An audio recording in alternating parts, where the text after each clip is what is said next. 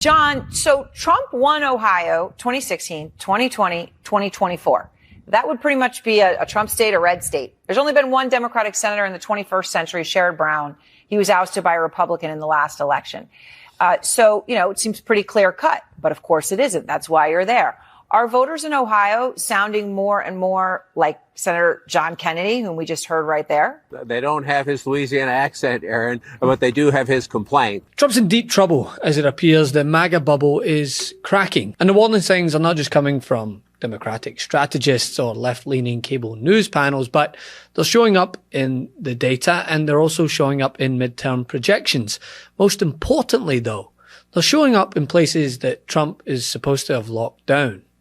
Most notably, as a recent study has shown, in Ohio. People like this, places like this, are part of how Trump has changed America. Ohio changed from a competitive purple state to a Trump red state because of the magic of his coalition here. But as we head into the midterms, the jobs he promised are not here. The revival in American manufacturing he promised is not here. Chris Anderson is the Mahoning County Democratic chairman. His midterm bet? Enough Trump voters will be part of electing Ohio's first Democratic governor in 15 years and part of flipping a critical Senate seat from red to blue. They got conned by a con man. You're the Democrat, so you're supposed to say that. What do you see that tells you that things are different? Well, drive around Mahoning County. For 8 years, there were Trump signs on every corner. There were flags. You couldn't go to a grocery store without seeing those red MAGA hats. I'd challenge you to find one. It's true, these are hard to find now. Maybe a clue, but hardly enough to answer the is MAGA cracking question. This is Local 1112 United Auto Workers, Lordstown, Ohio. Ground zero in the local debate about trusting Trump. General Motors made cars here for 5 decades, thousands of good union jobs, but the Lordstown plant closed in 2019. Despite a first-term Trump promise it would stay open. The first piece of bad news for the GOP comes from a new Brookings analysis that puts it plainly Republican midterm prospects are getting worse, and they were already pretty dire. Noting first, Trump's approval has fallen from above 50% at the start of his second term to around 40%, while disapproval has climbed to nearly 60% across several different polls. That matters, right? Because midterms are almost always a referendum on the president. And right now, the referendum question is not so much, do you still like Trump? It's, are you better off under him? And for a growing number of voters, the answer appears to be, hell no. Even Fox News viewers can't pretend that they are better off under Trump. Let's go from Wall Street to Main Street, because there's a new poll out showing that 61% of Americans feel the economy is on the wrong track. That's up from 43% in January. The Europeans aren't the only ones worried about the timeline. A new Fox poll shows 70% feel that the economy is getting worse.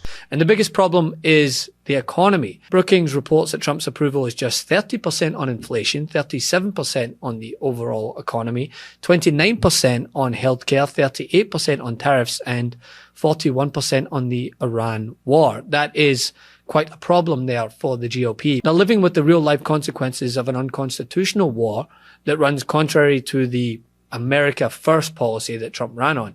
How much did it cost American taxpayers in terms of the strike to the Iranian school where kids were killed? Do you have that number in terms of the missiles we used? As I've said, that unfortunate situation remains under investigation. You don't know how much it costs the taxpayer? But I wouldn't tie a cost to that, to anything.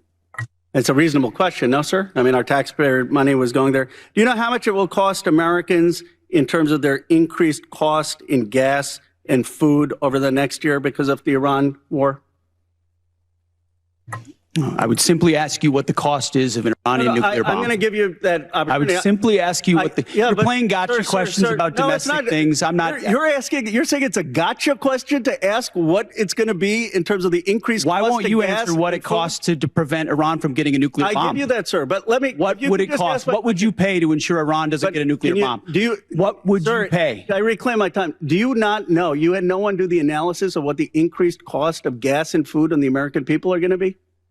What is the cost of Iran holding that straight at issue with nuclear weapons? It's $631 billion, which means it's an increase of $5,000 a year for American households. It's adding to the already extortionate cost of living crisis across the country. And go ahead and ask those who are forking out $5, $6, $7 a gallon for gas how they think about it. I've said it many a times. There should be a weekly segment on people pumping gas talking about the current state of affairs, because that's where you're going to get the most raw response. It wasn't this high before he became president, man. Gas was 3 something. Barely $3. Now it's 4. You know, it's he don't need to be talking about ballrooms, man. You need to be trying to fix the economy. I think it's probably money that could be used elsewhere. You know what I'm saying?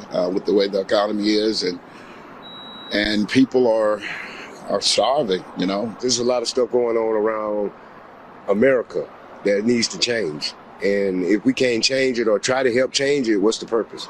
A ballroom it's kind of insufficient right now. And the broader polling is just as dangerous for Republicans, right? Brookings notes that Democrats are leading the generic congressional ballot by about 6 points, but because Republicans won the national House vote by around 2.5 points in 2024, that implies there could be an 8.5 point swing towards Democrats. If that swing holds, well, Brookings estimates that Democrats could pick up around 21 House seats and end up with a majority. And the other thing I wanted to point out, which is important, right? It's the focal point of a new segment by CNN, is that even in once Republican safe spaces like Texas and in this example, Ohio, there's blood in the water ahead of the midterms. The claim that Trump's base has never left him appears to be fraying because Ohio is supposed to be Trump country now, right? Trump won Ohio in 2024 with 55% of the vote. It used to be one of the most competitive battleground states. Then during this Trump era, it became reliably red. But CNN's John King went across Ohio and found plenty of warning signs for the GOP. His conclusion was pretty simple. Voters are hurting. The office is full of military mementos, and showing it to a visitor stirs emotion. Like, it's weird. I don't know. 20 years, and then we're dealing with Iran. So it's like, what the is?